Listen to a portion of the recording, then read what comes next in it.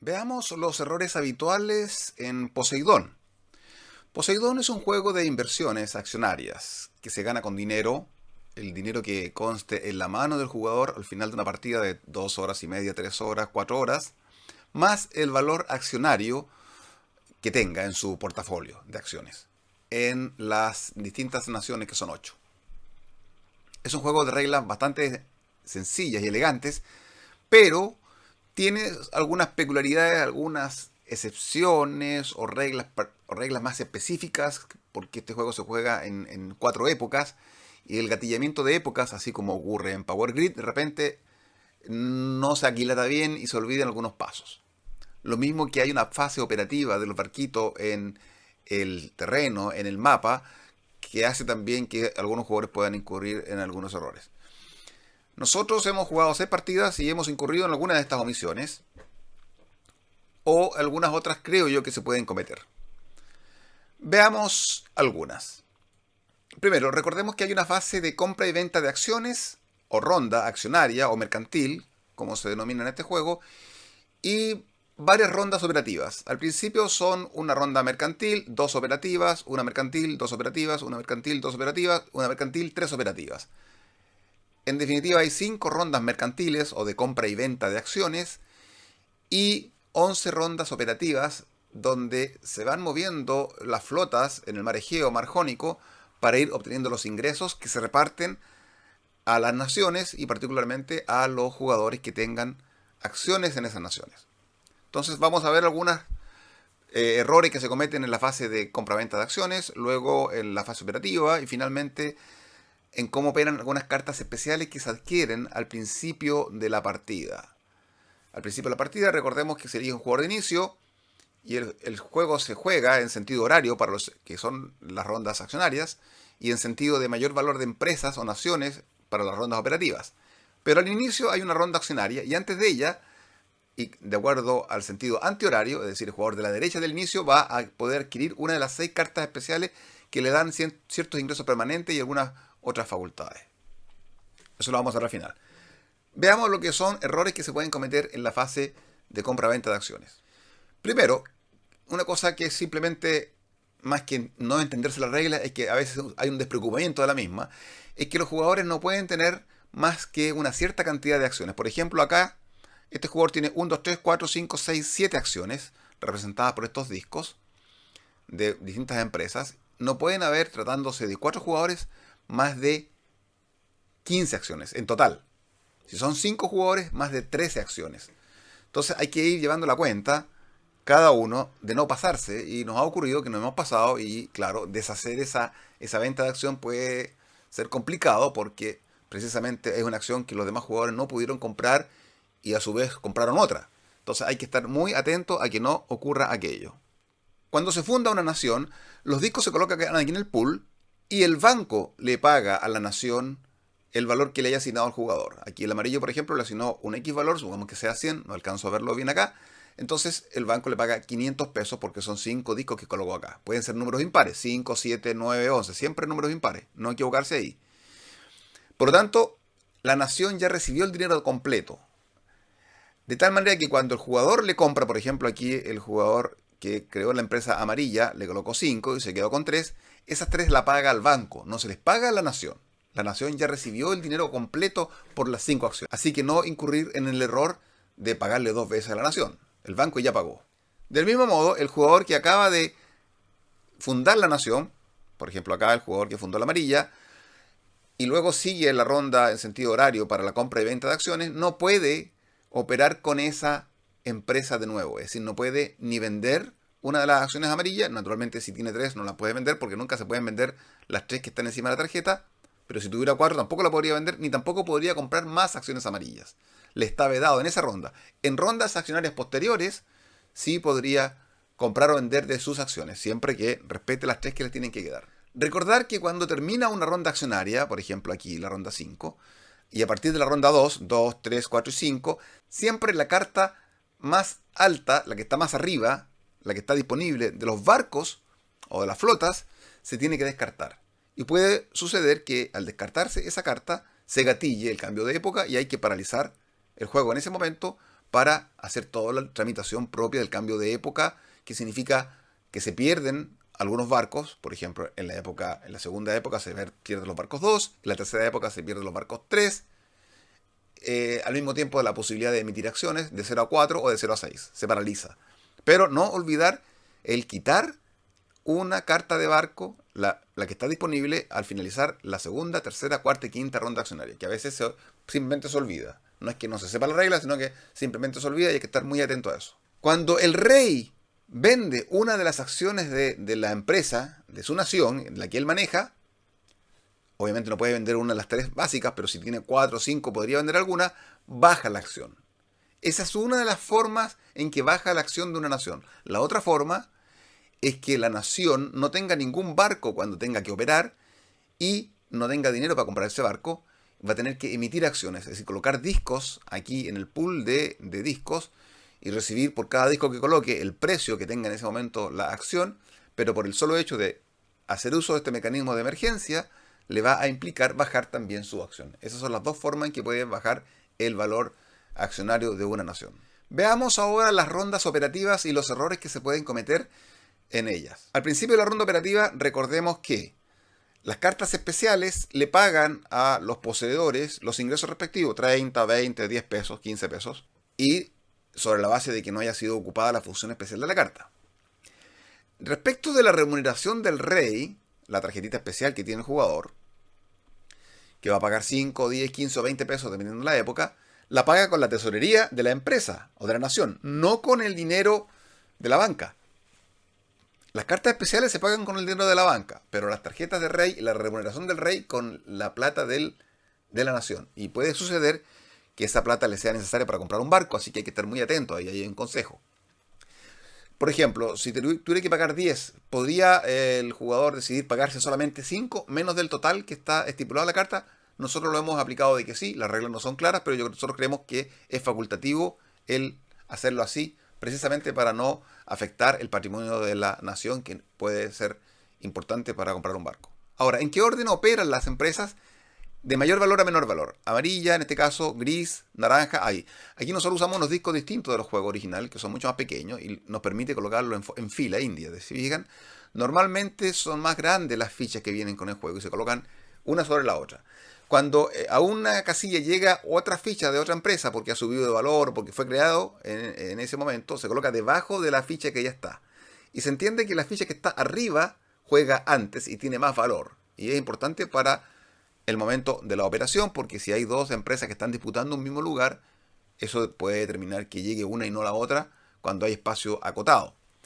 Nosotros, como usamos los discos más pequeños, de 10 milímetros comprados en AliExpress, podemos colocarlos en fila india. Entonces el gris debería estar arriba, en segundo lugar estaría el naranjo y tercero el negro. Aquí nosotros los colocamos en fila india. Pero no olvidar que ese es el orden en que juega. Respecto de la compra de barcos, las cartas de barcos, por ejemplo, aquí tenemos una carta de barco, acá tenemos una carta de barco. Solamente a partir de la segunda época se pueden comprar entre los jugadores. Es decir, se pueden comprar. Yo le puedo comprar a otra nación manejada por otro jugador, o yo le puedo comprar, si manejo, por ejemplo, la nación negra y tengo también la nación amarilla, le podría comprar a la amarilla al precio que se acuerde. En este caso yo manejo a ambas, así que yo le fijo el precio. Por lo tanto, es una forma de hacer maniobras para traspasar platas de una nación a otra o para quitar barcos de una nación a otra. Ojo con el precio que se fije, porque eventualmente si le pago un solo peso y puede que la que me está entregando el barco necesite algún dinero para alguna cosa, se lo va a impedir.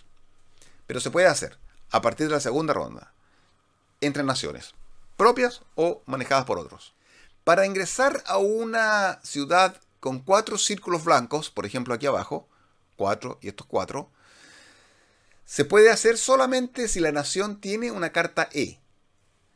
No es que pueda entrar y colocar un puesto comercial solamente si tiene la E. O sea, la carta de flota E no es exigencia solo para colocar el puesto comercial, sino que es exigencia incluso para entrar ahí. No puede entrar, no puede colocar un puesto comercial, y menos, por supuesto, puede cobrar dividendos de los 12 pesos que va a dar esta ciudad. Además que esta ciudad pueden haber, como siempre, máximo una ficha por cada una de las empresas. Y se puede entrar por cualquiera de estos sectores. Tiene ingreso amplio. Para lo que es el pago de los dividendos y cómo se pagan los templos.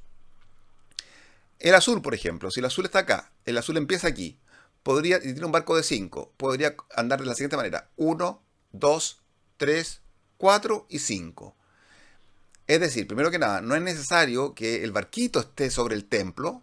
La única exigencia es que hay que pagar lo que esté indicado a la izquierda, desde la tesorería de la nación al banco, y el alcance de la flota tiene que dar. Recordemos que la flota es lineal, por lo tanto uno puede marcar 1, 2, 3, 4, 5. Tampoco es necesario que el barco alguna vez haya pasado por el lugar respectivo. Es decir, por ejemplo, si la empresa azul tuviera un barco, una flota de 10, podría perfectamente marcar así: 1, 2, 3, 4, 5, 6, 7, 8, 9, y podría incorporar incluso estos dos templos. Ningún problema, pagando lo que está indicado acá. Es bastante raro que haga esta travesía, digamos. Lo más común es que vaya a la par la cantidad de barcos con lo que está cobrando ahí. Pero en teoría lo podría hacer también. Como digo, no es necesario que el barco esté sobre el templo, ni tampoco que haya pasado alguna vez por el templo, porque es imposible que los jugadores se acuerden si el barquito dio la vuelta por ahí o no. Simplemente que está dentro de lo que puede abarcar. Respecto de cómo se cuenta el alcance de la flota, el rojo, por ejemplo, tuviera una flota de 7. 1, 2, 3, 4, 5, 6, 7. Puede dar esa vuelta.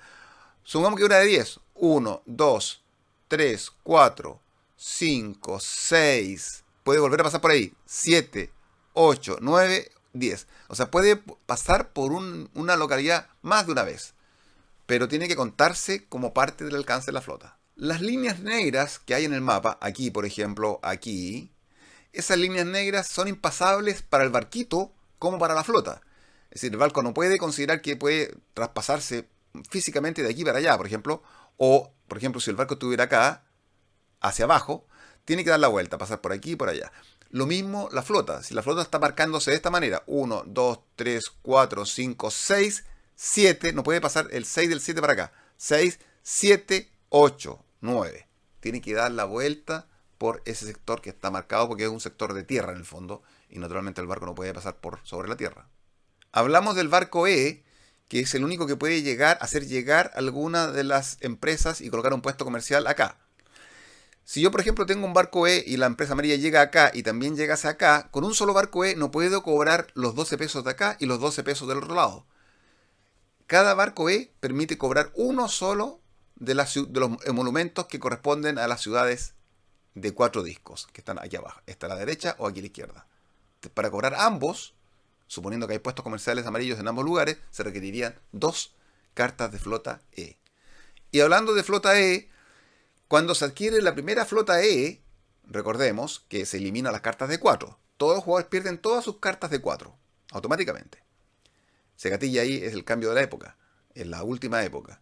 Pero el jugador que gatilla eso puede entregar una de sus cartas de 4, no la pierde, y la entrega a mitad de precio. Normalmente esa carta vale 400 pesos, 300 pesos, la entrega por 150 pesos. Por lo tanto, va a tener que pagar al banco 850 pesos por la flota E, que normalmente vale 1000 pesos. Y a partir de ese momento, los demás jugadores, bueno, pierden todas sus cartas de 4, no las pueden cambiar, no pueden hacer esa misma aritmética, pero en su turno, cuando compren barcos, pueden comprar un barco E, entregando a mitad de precio una carta de valor 500, de valor 600, de valor 700, cartas de 5, de 6 o de 7, para poder adquirir entonces la de 1000, pagando con un diferencial.